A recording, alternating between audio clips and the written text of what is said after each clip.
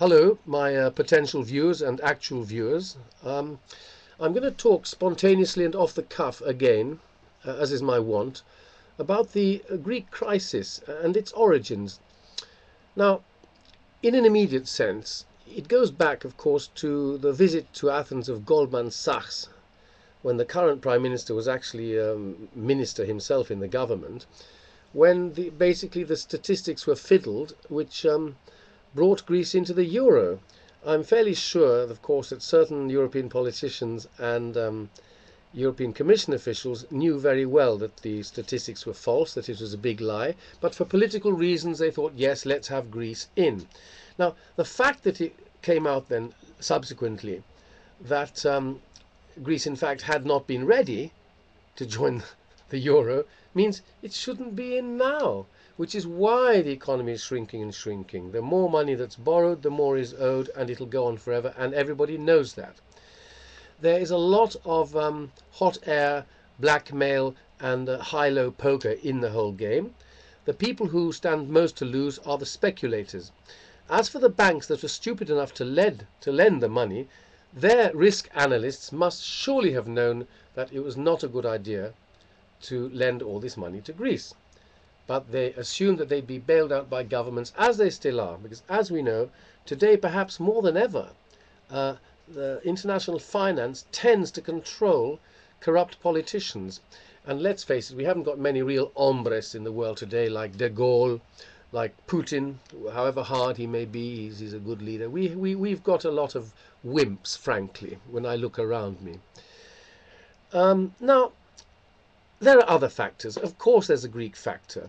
I mean, I could even suggest that since the murder of Capodistria, Greece has never been out of a very corrupt way. The result of the murder of Capodistria, who tended more towards Russia, because Russia was Greece's best friend, as it would like to be now, but isn't allowed to be, for all kinds of financial reasons, more than psychological. You see, I've lost my track, but don't worry, I haven't really lost my track. I'll continue. Because of the murder of Capodistria, Greece then went into this system where it was a sort of playground of foreign countries. You had the French party, you had the English party, Coletis and all these people. Coletis was the French party, actually. You had the German party, and of course there was still a Russian party.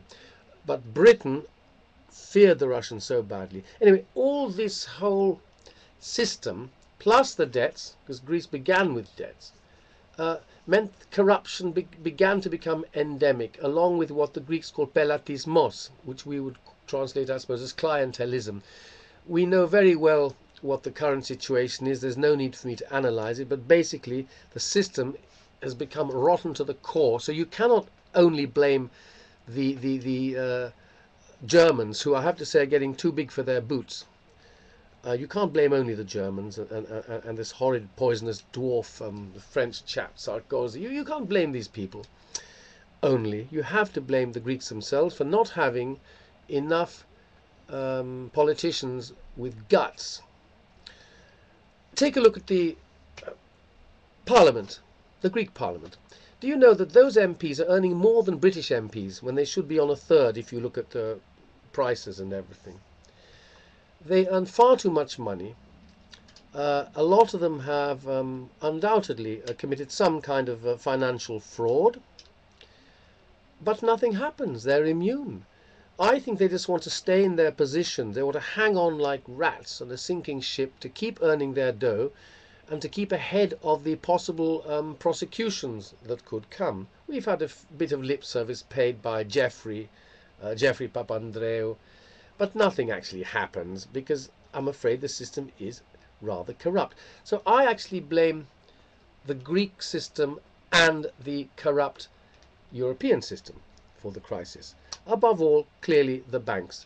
If the banks are not brought under control, the problems are going to get worse and worse and worse. The other thing is this paranoia on the part of these so-called Anglo-Saxon countries, who now include the French, because they've just joined England again like they used to do, making people like De Gaulle and Dominique de Villepin, De Gaulle turning in his grave, Dominique de Villepin furious. let's hope he wins the presidency and France gets back to its true traditions. But because of that background, you see why there are no rational solutions. They just keep on playing poker. Now, I could go on for a long time, but let me say that I consider the current parliament in this beautiful country, which I love and in which I live and in which I spearfish and have beautiful children and a beautiful Greek wife. I consider that really this parliament is essentially what I would call a rapacious, predatory, Pluto kleptocracy. That is all it is. I'm afraid I have lost the respect I had for these people. There are very few people I can identify who are sufficiently honest and clean to lead this country. Can we find one? I'm sure they exist, but it's difficult with the system which goes against meritocracy to find these people. We're doing our best now. We have an organization called EPAM, which is growing and growing, led by a chap called Dimitris Kazakis, who's extremely good. Because we're almost too democratic, of course, we are still trying to put in the nuts and the bolts of our organization. But we've got thousands of people coming to meetings sometimes. So things are moving, and we really do wish to, if not get out of the euro, do something extremely radical. We'll see what happens. This is an important day, because this evening the Parliament is going to have this so-called vote of confidence, all part of a farcical act. Anyhow, I'm probably starting to bore you and even bore myself. And as I say, I've spoken straight off the cuff. But if you want me to look at the very basic root cause of not only what's happening in Greece, but what's happening in the world, it's all the result of one of those worst of the 7 deadly sins, well, 2, greed and insecurity. And I tell you, the more public relations, the more problems there are. Well, goodbye. I hope you sort of enjoyed this in a spontaneous, off the top of my head, off the cuff, brief splurge, semantic splurge. And I hope it will at least provoke some thinking, because again, there is no common sense left. It's going down the drain. There's no...